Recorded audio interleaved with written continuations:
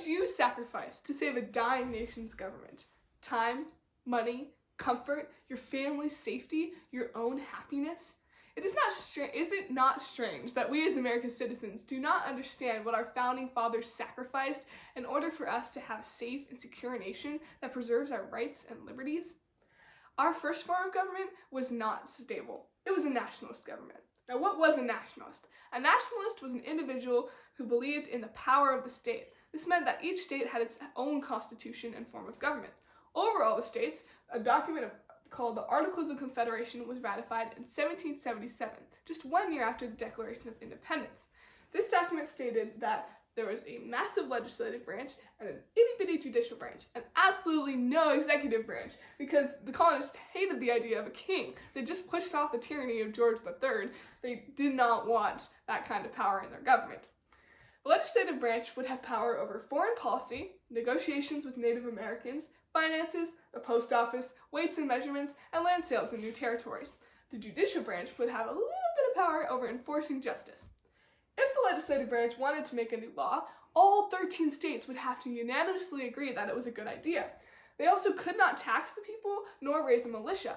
This made for a very weak government because governments need to be able to make laws, and they have to have strong militias and money in order to benefit the people. The Federalists saw these weaknesses and decided to do something about it. Now, what is a Federalist? A Federalist is an individual who believes in one national government. This means that the states don't have their own little constitutions, there's just one constitution. So they created the American Constitution, which had balanced branches between executive, judicial, and legislative branches. The executive branch would have power over executive judges, federal judges, foreign policy, military forces, and it would have the ability to veto congressional decisions. The judicial branch had power over enforcing laws and punishing violators. Finally, the legislative branch would have power over checking the executive decisions, and it would have power of the purse. The executive branch would have a president who would serve a 4-year term and be re-elected by an electoral college. The judicial branch would have federal judges who would have varying amounts of time based on the state's laws, but a supreme judge would serve a lifetime and thus was elected by the executive power.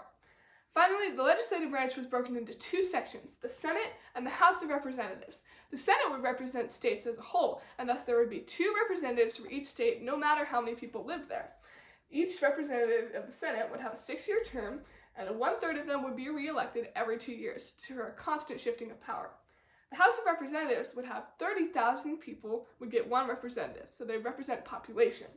Each representative would have a 2-year term, and 1/2 of them would be re-elected every other year. Now, the Federalist Plan was illegal under the Articles of Confederation.